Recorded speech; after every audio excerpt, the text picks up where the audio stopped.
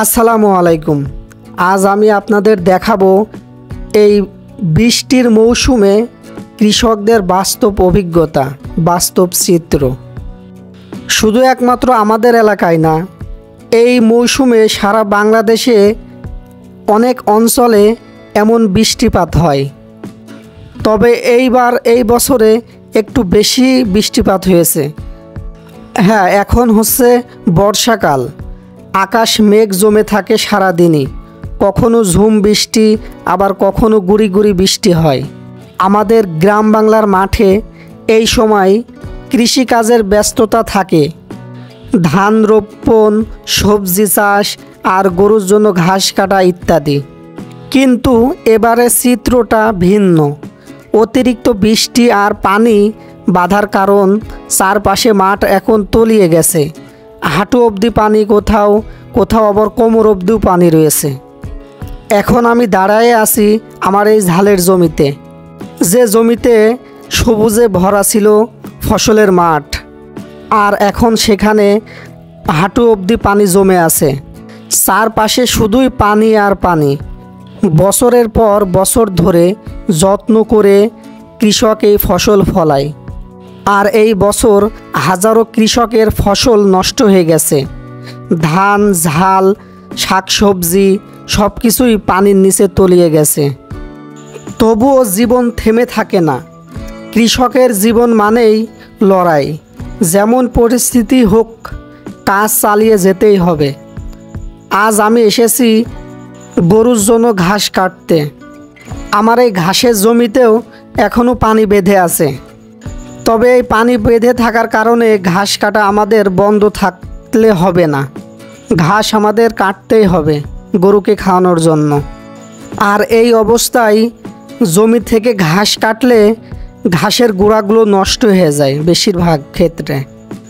অনেক দিন যাবৎ পানি যদি জমিতে বেঁধে থাকে তাহলে ঘাসগুলো নষ্ট হয়ে যায়। তবে কি আর করার, এই পানি বেরোনোর কোনো পথ নাই।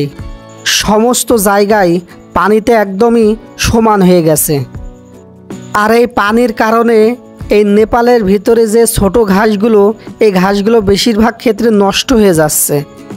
এই নেপালের মধ্যে যে সমস্ত এই ছোট ঘাস হয়, এই ঘাসগুলোর ভিটামিন বেশি পরিমাণ থাকে, গরুর জন্য, ছাগলের জন্য খাওয়ানো বেশি উপযোগী। তবে এই ঘাসগুলো বেশি দিন রাখা যায় না। বেশি দিন হয়ে গেলে ভিতরে ঘাসগুলো নষ্ট হয়ে যায়। আর এখন পানি বেঁধে থাকার কারণে ভালোভাবে পরিষ্কার করে কাটতেও পারছি না। এখন শুধু পানির উপর থেকে কেটে নিচ্ছি। আমার এই ঘাসের জমিতে সার দেওয়ার প্রয়োজন। অনেক দিন যাবৎ সার না দেওয়ার কারণে ঘাসগুলো বলছে না।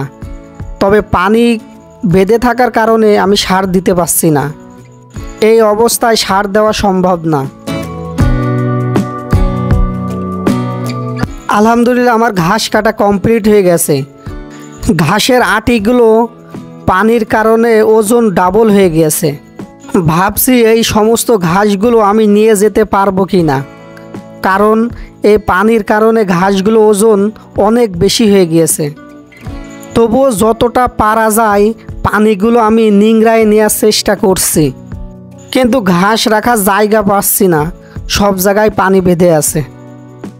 ঘাসের বোঝা সাজায়ে দেখি ঘাস এবার একটু বেশি কাটা হয়ে গেছে। আর এই ছোটো ঘাসের পানিগুলো নিংড়ায়ে নিচ্ছি যেন পানি কম থাকে, নয়তো আমার নিয়ে যাওয়া অনেকটাই কষ্ট হয়ে যাবে। কারণ এখন যাওয়া আসার রাস্তায় পানি বেঁধে আছে, হাঁটা চলাচল করা খুবই কষ্ট হয়ে যাচ্ছে। তবুও প্রতিনিয়তই আমাদের এইভাবে কাজগুলো করে যেতে হয়। কৃষক এবং খামারি, এদের জীবন কখনোই সহজ না। প্রাকৃতিক সাথে যুদ্ধ করতে হয় এবং সময়ের সাথে যুদ্ধ, সব মিলিয়ে এক অবিরাম সংগ্রাম। তবু আমরা হাসি, তবু আমরা স্বপ্নও দেখি, কারণ এই মাটি আমাদের জীবন। যত কষ্টই হোক, আগামী মৌসুমে আবার নতুন করে ফসল ফলাবো। আবার সবুজ হবে এই মাঠ, আবার ফসলের সুবাস ভেসে আসবে বাতাসে। এই যে এইটা হচ্ছে আমার খড়ের গাদা, আর একটু পানি হলেই এই খড়গুলো নষ্ট হয়ে যেত আমার। আমি এই খড়গুলো অল্প পরিমাণে খাওয়াই আর কাঁচা ঘাসের পরিমাণ একটু বেশি দিই। আমার এই খড়গুলো অনেকটাই নষ্ট হয়ে গেছে পানির কারণে, আর এখন বর্তমান এই খড়ের দাম অনেক বেশি। আমার জন্য দোয়া করবেন, আল্লাহ তাআলা যেন আমার খামার ও কৃষিকাজে বরকত দান করেন। আমিন।